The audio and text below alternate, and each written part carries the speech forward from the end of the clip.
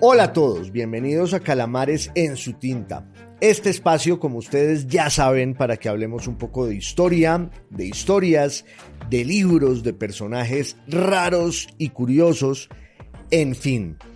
Estamos en plena fiebre del mundial, la fiebre mundialista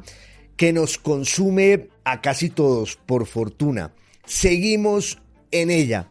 Y el mundial es también una oportunidad magnífica para que nos ocupemos de la geografía y de todas las fuerzas históricas y geopolíticas que yacen en ella. El mundial nos va regalando un poco de manera azarosa una serie de partidos que nos obligan a enterarnos de unos países sobre los que quizás sabíamos poquísimo o casi nada. Fue el caso, por ejemplo, del partido entre la selección Colombia y la República Democrática del Congo. El segundo partido de nuestra selección en la fase de grupos, que fue un partido muy duro, muy áspero y que ganamos con un solo gol, épico, y que nos hizo preguntarnos por una cantidad de aspectos de la historia de la República Democrática del Congo. Entre otras cosas, porque la selección del Congo llevaba a un personaje como un maniquí humano que era la encarnación de la figura heroica de la independencia nacional de la República Democrática del Congo, que es Patricio Lumumba. De suerte que vamos a hablar un poco del colonialismo, vamos a hablar de la historia de la República Democrática del Congo y vamos a hablar de Patricio Lumumba en esta salida de Calamares en su tinta.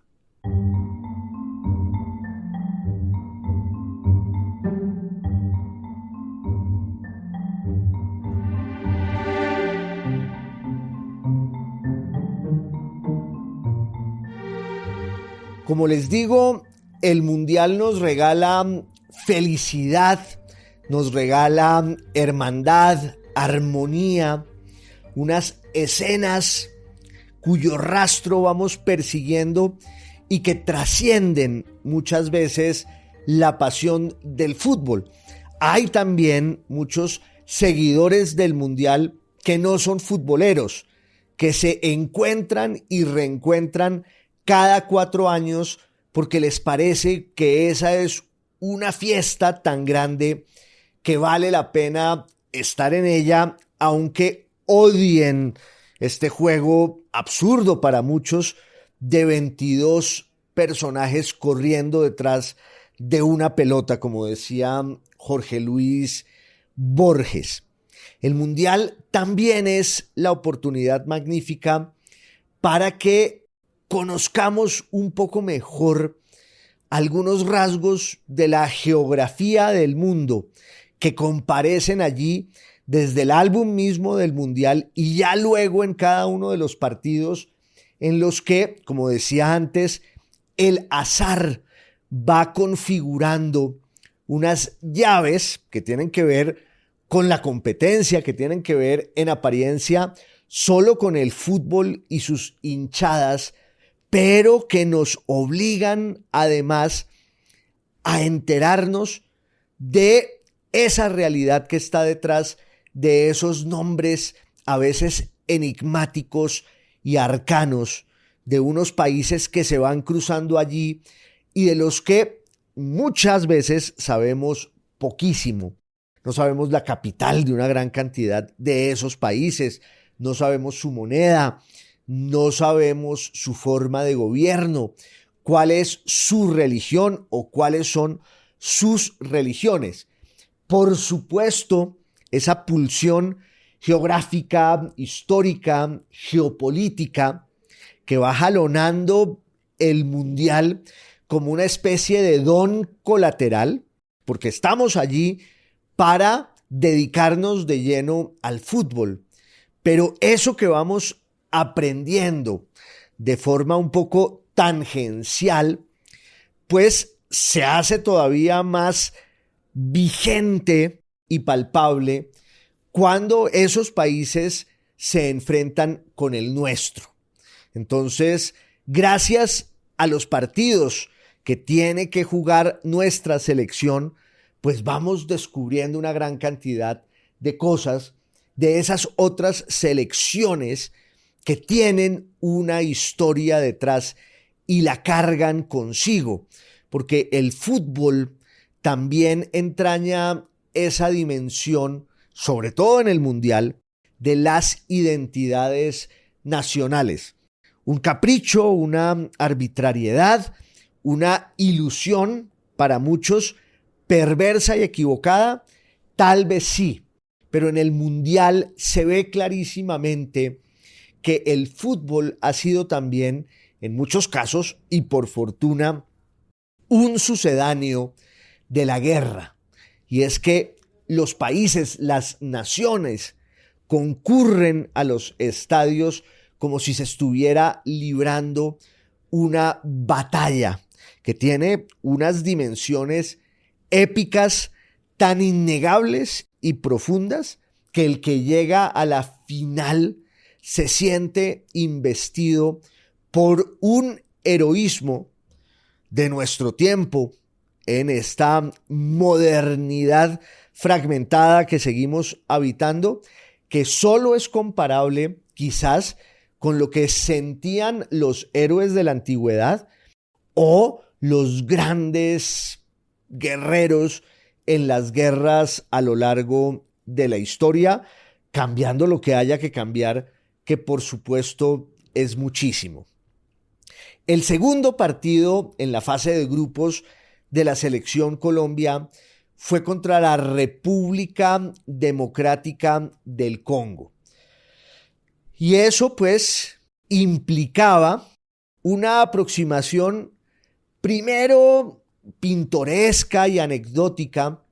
y luego ya una reflexión un poco más honda e inquietante sobre esos jugadores que teníamos al frente. Además, por lo que ya dije, el equipo de la República Democrática del Congo, que se puede resumir como el Congo a secas, pero claro, hay también una República del Congo y veremos un poco más la historia de esa partición, de esa bifurcación, y además hay quienes señalan el tinte colonialista de una denominación genérica que para muchos no deja de ser muy grosera y empobrecedora. Lo cierto es que la República Democrática del Congo, su selección, va de estadio en estadio con una especie de figura emblemática de la hinchada, que es un maniquí humano que representa y encarna la figura de Patricio Lumumba, que fue el gran ideólogo de la independencia del Congo en 1960, la independencia de la República Democrática del Congo frente a la dominación belga, lo que se llamaba el Congo belga desde 1909, pero con esa historia anterior del colonialismo en el siglo XIX, de la que vamos a hablar en esta salida de Calamares en su tinta. Y a mediados de los años 50, sobre todo en la segunda mitad de los años 50 del siglo pasado, pues va surgiendo un movimiento nacionalista, independentista en el Congo belga, que desemboca en una proclamación de la soberanía de ese país en 1960, y eso tuvo todo que ver con la irrupción allí de este líder, este caudillo, Patricio Lumumba, que luego fue asesinado y fue sacrificado y fue traicionado, y cuya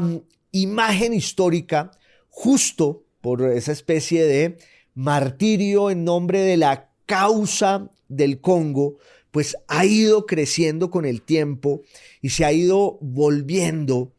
un mito nacional, podríamos decir que un mito fundacional de la identidad del Congo, de la República Democrática del Congo. Entonces, pues no deja de ser muy interesante que la hinchada de la República Democrática del Congo tenga allí una especie de homenaje permanente con un maniquí humano hacia el nombre y el personaje de Patricio Lumumba. Una presentadora de televisión colombiana, Cristina Hurtado, a mi juicio, una excelente presentadora, se preguntó de manera ingenua, algunos dicen que irrespetuosa, yo no lo vi así, que quién era ese personaje tan raro que la inquietaba mucho, como si hubiera allí una especie de artes oscuras y algo de magia negra a la que son tan dadas las hinchadas en los mundiales. Entonces Cristina Hurtado dijo, ¿quién es ese personaje tan raro? ¿Qué representa? Y le han caído todos estos sabios de esquina que pululan en las redes sociales, pues para hacer leña de su ingenuidad, de pronto de su desdén, porque ella después respondió al linchamiento y dijo que realmente es que no le interesaba tanto saber de la historia de todos los pueblos y de todas las culturas, lo cual me parece bastante sincero y no está bien que estemos en este matoneo permanente frente a quienes cometen el pecado innombrable de ignorar ciertas cosas o de querer ignorar ciertas cosas. Pues que sea un detonante el partido que Colombia le ganó a la República Democrática del Congo para que hablemos de la historia de ese país, pero sobre todo del antecedente del colonialismo que tiene todo que ver también con la historia de Europa en la modernidad y sobre todo con la historia de otro país quizás no menos arbitrario y azaroso como suelen serlo todos, que es Bélgica, que también estaba o estuvo en la disputa de este mundial.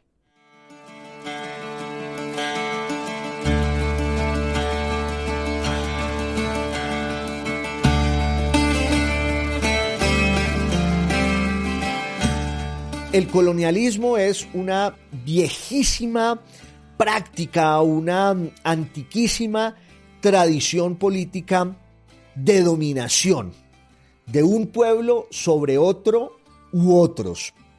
Hay ya en la antigüedad distintas expresiones de eso que podemos llamar el colonialismo, que implican un acto de dominación, pero también, en la mayoría de los casos, un acto de usurpación de la cultura, de la identidad, de la esencia de los distintos pueblos que así se han ido cruzando y entreverando a lo largo de la historia. Pero claro, cuando hablamos del colonialismo, ya como una categoría política y geopolítica mucho más definida, nos referimos a un fenómeno de la modernidad que tiene todo que ver además con eso que llamamos la modernidad,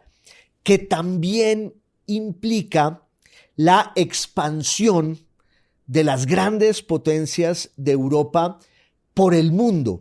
con el argumento, entre otras cosas, de que esas potencias encarnaban una visión superior de la cultura y de la civilización y que por cuenta de ese prejuicio tan arbitrario, tan caprichoso y tan infame, pues tenían como una especie de derecho, un mandato casi divino a imponerse sobre otros pueblos para redimirlos de su barbarie. Entre otras cosas, en el colonialismo se impone también esa noción clásica de la historia de la disputa entre la cultura y la barbarie, entre una civilización que se considera mejor y superior a las demás y en nombre de esa creencia pues tiene todo el derecho dicen sus voceros, de ir a esa larga periferia que está por fuera de los límites de la cultura y de la civilización y que es la barbarie, para redimirla de la barbarie y para conquistarla y en muchos casos, entre comillas, salvarla. Esa es un poco la teoría siempre del colonialismo, que como ya digo, se vuelve un fenómeno mucho más claro a partir del siglo XV y del siglo XVI, cuando son las grandes potencias europeas, las grandes monarquías de Europa, las que se lanzan a los viajes de exploración del mundo, un fenómeno que empieza con los viajes de los portugueses y luego, claro, de la corona castellana, para no entrar en el antecedente de los viajes anteriores, de los viajes, por ejemplo, de los venecianos, de los genoveses, que también van construyendo una idea anterior del colonialismo en esa disputa permanente, por ejemplo, entre el mundo cristiano y el islam, pero realmente el colonialismo empieza con los viajes portugueses y con los viajes de eso que vamos a llamar el descubrimiento de América y lo que significan esas grandes empresas de exploración geográfica que muy pronto se vuelven también empresas de explotación económica, material y cultural, con una premisa por parte de quienes emprenden esos viajes y esa aventura de conquista y dominación, y es la premisa un poco del mandato divino y religioso de que esas monarquías, esas potencias tenían todo el derecho a hacer lo que hacían porque estaban llevando la civilización cristiana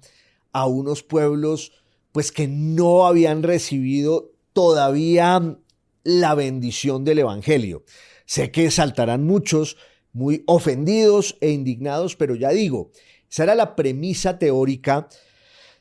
desde la cual muchas de estas potencias se lanzaron a las empresas de exploración y luego de explotación y dominación que van a ser el punto de partida del colonialismo. Ya en el siglo XVII, en el siglo XVIII, siempre con el pretexto y el argumento religioso. No nos olvidemos de que estamos hablando todavía de la Europa cristiana en la que ya se ha dado la ruptura de la Reforma protestante, claro, pero esa Europa sigue invocando la superioridad de la civilización cristiana frente a las demás para llegar a la barbarie con el argumento siempre de que hay que imponer la fe cristiana y con ella hay que civilizar a los otros, hay que redimirlos de su condición salvaje y atrasada. Obviamente, esto se puede criticar y se puede desmenuzar porque ahí lo que había era una teoría de dominación política que es la esencia del colonialismo. Y ese fenómeno ya se ha analizado, criticado y juzgado con la dureza del caso por los estragos del colonialismo en América, en África, que es el tema del que vamos a hablar en esta salida, en Asia, porque obvio el encuentro de la civilización cristiana occidental encarnada en esas monarquías que son las que están construyendo los grandes imperios coloniales. Me refiero a España, me refiero a Portugal, me refiero a Francia, me refiero a Inglaterra, me refiero a Holanda, aunque ahora tampoco se puede decir Holanda, hay que ser muy purista y decir los Países Bajos, pues todas estas monarquías encarnaban una visión del colonialismo en un encuentro con distintos pueblos y con distintas civilizaciones que no siempre era igual. Por ejemplo, una cosa era el encuentro entre la civilización cristiana y el mundo islámico en el Oriente Próximo o en el Oriente Medio, en el África del Norte o en los parajes lejanos del Asia profunda, del centro de Asia, luego llegar a la civilización china, llegar, por ejemplo, al subcontinente indio y toda esa historia religiosa y cultural que había allí. Lo que pasa luego en África y en América pues tiene otras dimensiones. Entonces no siempre el colonialismo era igual. Digamos que el colonialismo se iba encauzando también según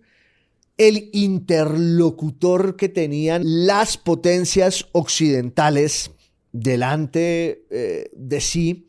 pero al final pues el colonialismo es eso, la vigencia y la vivencia de esa teoría, de esa idea de la superioridad del hombre blanco, del hombre occidental, con argumentos religiosos, luego ya con argumentos económicos, entre otras, el mito del progreso en mayúsculas que empieza a reemplazar el mito de la salvación, la idea religiosa de que la misión histórica de Occidente es sembrar el evangelio por toda la tierra, cuando al final lo que ocurre es simplemente la expansión de esas potencias, pensando obvio en sus intereses y en la construcción de esos imperios que hacen además que esas potencias estén muchas veces en una guerra a muerte entre ellas. Y eso pues es lo que define la idea misma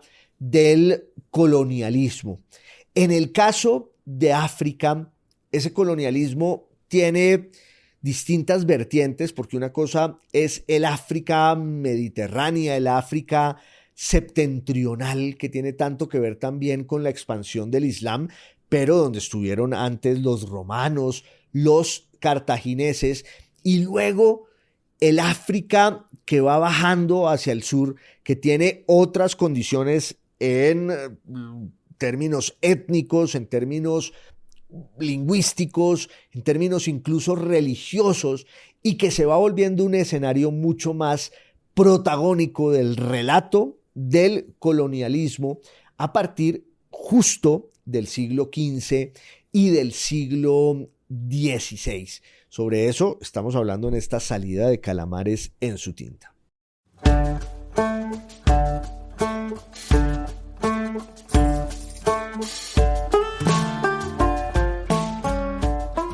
De manera que el colonialismo en África, como digo, pues tiene distintas vertientes, distintas dimensiones. Quiero insistir en que el África del Norte, que también va a ser el escenario de formas muy claras del colonialismo en la modernidad, del colonialismo español, del colonialismo inglés, del colonialismo francés, hasta del colonialismo italiano, pues el África del Norte tiene otra condición, que es la vigencia allí de la lengua árabe, desde las grandes conquistas del Islam en el siglo VII y del siglo VII en adelante de nuestra era, que ese es un hecho lingüístico, pero también religioso, porque allí se impone el Islam. Entonces, esas formas del colonialismo pues tienen una historia distinta que las que iremos encontrando luego en el siglo XVI, en el siglo XVII, cuando las potencias coloniales de la modernidad, Portugal, Inglaterra, los Países Bajos, la propia Francia, luego Alemania, luego Bélgica, entrarán allí para explotar pues un continente entero que era muy rico en materias primas para el funcionamiento del colonialismo, entendido en esa dimensión económica de la explotación, pero eso empieza con una gran tragedia humana, que es la de la esclavización de muchos de esos pueblos de África que terminan siendo la mercancía de cambio en esa primera gran etapa del colonialismo moderno, y ahí les cabe una grandísima responsabilidad, sobre todo a los portugueses, que son los que montan en serie el gran negocio de la esclavitud, el gran negocio ultramarino de la esclavitud, que consistía en desarraigar a esos pueblos de su territorio para llevarlos a muchas partes a que se dedicaran al trabajo forzado, que es la idea por excelencia de la esclavitud moderna, vinculada con una condición racial muy clara, que era sacar a los negros del África para distribuirlos, ya digo, por todas las colonias, y que fueran ellos los que se dedicaran a los peores trabajos. Y entonces hubo esa expresión en las colonias del norte de América, en las colonias francesas, en las colonias inglesas, por supuesto en el Caribe, y ni qué decirlo tiene también en el Imperio Español, en el que muy rápido la mano de obra negra termina reemplazando a la mano de obra indígena, o termina conviviendo con ella en unas condiciones de explotación pues tan duras y perversas, que hoy se considera que ese es un crimen contra la humanidad, y ya se ha ponderado, ya se han medido cuáles son las dimensiones demográficas de semejante catástrofe, de semejante tragedia. Se habla de 12 millones de personas, de 15 millones de personas. Lo cierto es que el colonialismo, entonces, ya entendido como un fenómeno moderno que además inspira lo que va a ser la modernidad, que tiene esa doble cara de todas sus virtudes, pero también todas sus lacras y perversiones. El colonialismo moderno se está ensañando, por supuesto, o no es que se esté ensañando, se está explayando en la experiencia americana, tanto anglosajona como francesa, como hispánica, que es obviamente la más grande de todas, pero el colonialismo occidental también ha llegado al subcontinente indio, también ha llegado a China, y por supuesto está en África, primero a través de la esclavitud y luego a través de la posibilidad de ir encontrando allí los yacimientos de algunos bienes que se consideran muy valiosos y preciados, entre otras cosas el marfil, el ébano, unas piedras preciosas. Pero ya luego, en el siglo XVIII, está pasando algo clarísimo, y es que también por el progreso científico y tecnológico de la propia modernidad, de la mano de la Ilustración, hay más conciencia de cuáles son los productos que sirven más para alimentar el gran comercio global, y entonces ya se buscan ciertas plantas medicinales y se buscan también ciertos bienes que, repito, pues están nutriendo una idea del comercio que pasa por el lujo, pero que pasa por la expansión masiva de una economía de mercado ya incipiente en el siglo XVIII, que le irá dando paso a finales de ese siglo a lo que llamamos la industrialización. Y la industrialización sí implica el crecimiento exponencial de esa economía que se basaba en el colonialismo y en la explotación colonial, digamos que es el imperialismo arquetípico. Y entonces, ya con la aparición de la máquina, ese crecimiento exponencial del colonialismo y del imperialismo hace, y esto es a la vez causa y consecuencia, que todas estas potencias pues busquen cada vez más bienes que puedan comerciar y márgenes de rentabilidad en los que esta idea jerárquica de la explotación de los pueblos bárbaros, entre comillas, pues está en el centro, está en el corazón mismo del colonialismo, del imperialismo, del surgimiento del capitalismo. Y ahí entramos a la historia europea del siglo XIX, que es ya la historia de la burguesía, una clase social que ha surgido con esta noción de que el mercado tiene que ser el centro de la vida de los pueblos, que ese es un fenómeno que se da en Europa desde finales de la Baja Edad Media. Yo diría que desde las cruzadas ya empieza a surgir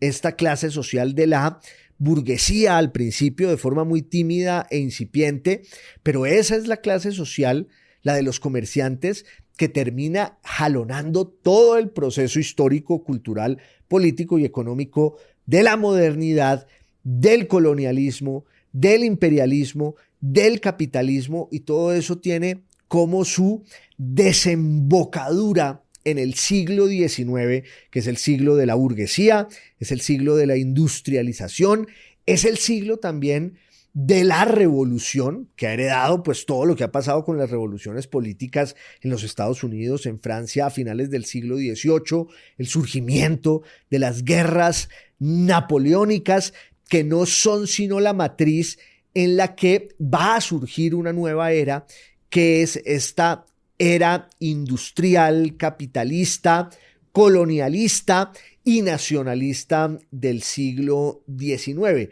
que es el contexto en el que va a aparecer un país que llamamos Bélgica, que para muchos pues es un accidente de la historia, y lo digo con mucho respeto porque además pues todos los países, todos los estados nacionales no son sino accidentes de la historia. Pero claro, cuando uno piensa en las grandes naciones, o más bien cuando uno piensa en los grandes estados nacionales europeos, como Francia, como la propia España, como Inglaterra, pues tiene allí una historia anclada en unas realidades lingüísticas, religiosas mucho más definidas, mientras que hay ciertos países de la propia Europa que son el resultado y el trasunto de unas decisiones políticas y geopolíticas, es decir, son estados nacionales que la historia fue forjando de forma un poco artificial y azarosa, las dos cosas a la vez, y Bélgica representa un poco eso, pero Bélgica, su nombre va a estar asociado al de una de las formas más atroces del colonialismo, que es justo el colonialismo africano en el Congo y en lo que hoy llamamos la República Democrática del Congo.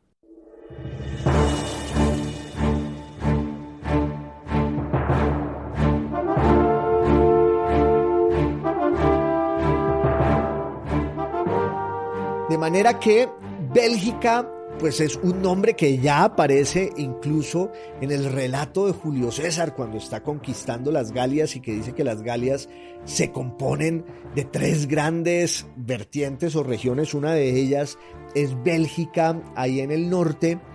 Pero claro, mientras se van construyendo los estados nacionales de Europa en el siglo XIII, en el siglo XIV, en el siglo XV, hay una disputa entre la idea de las grandes monarquías dinásticas y territoriales, que son las que configuran las identidades políticas de los estados nacionales europeos, en España, en Francia, en Inglaterra, y sin embargo hay otros países que son más bien la evocación de una historia fragmentada en el feudalismo medieval. Por ejemplo, Italia, por ejemplo, un poco Alemania. Y cuando pensamos en lo que hoy son los Países Bajos, que claro, está por un lado el reino mismo de los Países Bajos, lo que antes llamábamos de manera impune Holanda, y está también el reino de Bélgica. Esos países son el resultado de una historia que tiene mucho que ver con la herencia feudal patrimonial de Europa y de ciertas dinastías europeas que terminan entroncadas con otras más grandes que fueron las que definieron la historia de la Europa moderna. Por ejemplo, Bélgica, pero también Holanda o los Países Bajos, pues estaba vinculada a esa historia con la de la dinastía borgoñona, que gobernaba allí en lo que era el condado de Flandes y en el Franco Condado también, y que le pertenecía a un personaje lateral de la dinastía francesa que era Carlos el Calvo, que era el hombre más rico de Europa en el siglo XV y que era un noble y que heredaba pues toda esta tradición del feudalismo. Y Carlos el Calvo tuvo una hija que era pues la heredera más grande de la Europa del siglo XV, que se llama María de Borgoña o María de Burgundia, que va a casarse nada menos y nada más con el Sacro Emperador Romano Germánico. Esta es una enumeración casi taquigráfica que se llama Maximiliano de Austria, Maximiliano de Habsburgo. Ellos van a tener un hijo que va a ser conocido en la historia de España, sobre todo en la historia europea, como Felipe el Hermoso. Lo que pasa es que hay otro Felipe el Hermoso que fue rey de Francia, pero este Felipe el Hermoso, que era conde de Flandes, se va a casar nada menos y nada más que con la hija de los reyes católicos Fernando e Isabel, los del famoso viaje de Cristóbal Colón. Entonces, por esa razón es que terminan emparentadas, pero sobre todo por esa razón es que terminan unidos el destino de España con el destino de lo que se llamaba Flandes. Y es que una hija de los reyes católicos se casa con el hijo de los dueños de Flandes, y entonces el que será luego su hijo y rey de España y sacro emperador de Europa, que se llama Carlos, que nace allí en Gante, que nace allí en Flandes y cuya lengua es la que él aprendió en esa corte, porque en realidad pues él creció como un flamenco y hablaba hasta alemán y hablaba francés y hablaba latín, y luego aprende castellano muy tarde, que va a ser el nieto de los reyes católicos, hijo de la hija de los reyes católicos, que se llama Juana de Castilla, casada con Felipe de Flandes, Felipe el Hermoso. Su hijo es Carlos, y ese niño va a llegar al poder en España como rey en 1516 y luego será emperador de Europa desde 1521. Pero eso es lo que implica que España, ya digo, que la dinastía reinante en España, que era la de los Habsburgo, pues fuera dueña también de muchas posesiones en Europa, del sur de Italia, de América, pero también de Flandes. Y esa relación pues fue relativamente armónica hasta que surge la Reforma Protestante, porque con la Reforma Protestante un pedazo muy importante de la población del mundo flamenco, que hablaba una lengua germánica emparentada con el alemán, pues una porción importante en el oriente sobre todo y en el norte, en el nororiente de Flandes, se inserta en el protestantismo bajo el culto calvinista, y entonces va a ir dándose allí una especie de guerra terrible entre los católicos y los protestantes, pero sobre todo, claro, que los protestantes calvinistas de los Países Bajos, de lo que entonces se llamaba en términos muy genéricos Flandes, esos protestantes obviamente se enfrentaban contra la dominación española, que era la que representaba allí los intereses del catolicismo, de la monarquía de los Habsburgo. Entonces, por esa razón, pues ese enfrentamiento va a ir engendrando una revuelta, una revolución que le estalla en las manos al nieto de Felipe el Hermoso, al hijo de Carlos I de España y Carlos V de Europa, que se llama Felipe II de España. Desde 1567 ya había habido un enfrentamiento allí muy grande entre la monarquía hispánica y los rebeldes flamencos. Pero no hay que dejar de tener en cuenta también que ese era el gran enfrentamiento en la historia de Europa en ese momento. Son las guerras de religión que enfrentan al catolicismo con el protestantismo en todas sus corrientes y bifurcaciones, y España es un poco el puntal, el ejército español, o digamos la monarquía española con sus ejércitos, es un poco el puntal de la defensa del catolicismo, que había pasado también en Inglaterra. Ustedes saben que Inglaterra se inserta en el protestantismo desde 1533-34 por cuenta del enfrentamiento entre el rey Enrique VIII y el papado a instancias del divorcio con su primera mujer, que era española y que era católica. Y entonces luego habrá un rey de España, o el futuro rey de España, que es Felipe II, que se va a casar con una reina inglesa.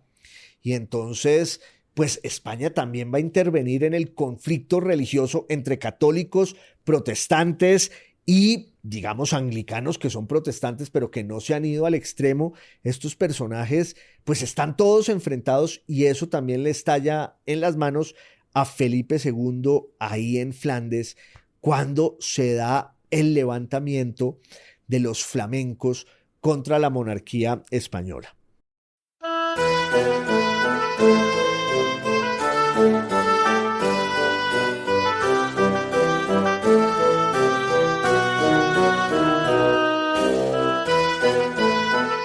Ese enfrentamiento entre la monarquía española y los rebeldes flamencos no es tampoco inédito ni excepcional, porque esa monarquía, que es una monarquía universal, que es una monarquía imperial, por supuesto, colonial, se decía la famosa frase de que en ese imperio, en el imperio español, no se ponía el sol, pues no era tampoco raro en el contexto de semejante poder, porque había levantamientos en Italia, porque había ya cierto malestar, por ejemplo, con las élites que estaban construyendo toda la idea política de América, de los dominios americanos de la monarquía castellana. Y sin embargo, uno de los puntos críticos de ese entramado imperial tan bien aceitado y tan complejo, pues es el de los Países Bajos, es el de Flandes, con el inicio allí de lo que se va a llamar la Guerra de los 80 años, que empieza en 1568 y que hace que España mande a sus tercios, su ejército, para tratar de frenar el levantamiento y la insurrección de los protestantes flamencos, hasta que ese levantamiento pues deriva en una especie de derrota para España. Eso va a durar muchos años. Se habla de la Guerra de los 80 años porque la rendición final de España en Flandes se va a dar en 1648, pero ya desde 1567, desde 1567 y 68, España tiene mucho problema para contener a los protestantes calvinistas de los Países Bajos de Flandes, y va a surgir allí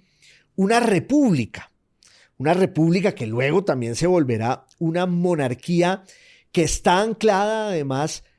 en la ética y la cultura del comercio, del capitalismo. Hay un gran historiador que se ocupó de esta cuestión, entre otras, del que yo he hablado aquí en otras salidas de Calamares en su tinta,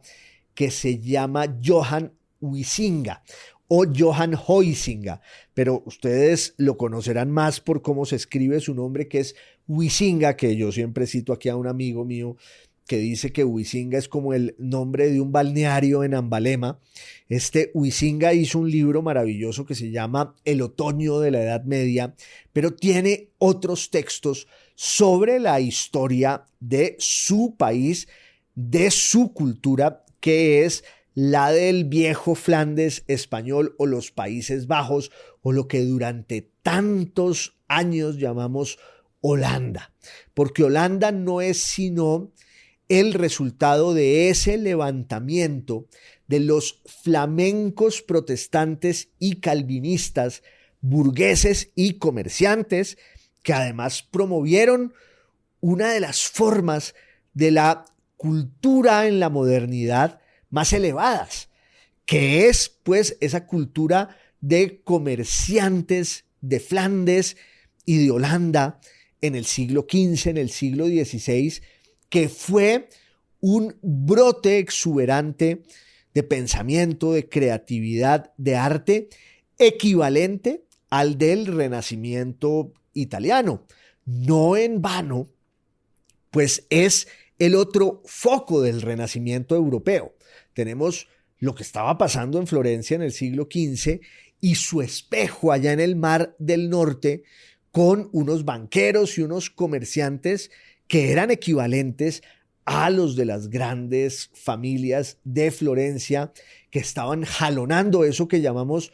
con letras mayúsculas el Renacimiento. Y esa es una idea de la que habla muchas veces Huizinga, del Renacimiento que se vivía en el norte y del que se estaba viviendo en Italia. Por eso él dice, no, lo que pasa es que en el norte lo que había era el otoño de la Edad Media, era la última gran prolongación del mundo medieval. Lo cierto es que ese mundo holandés,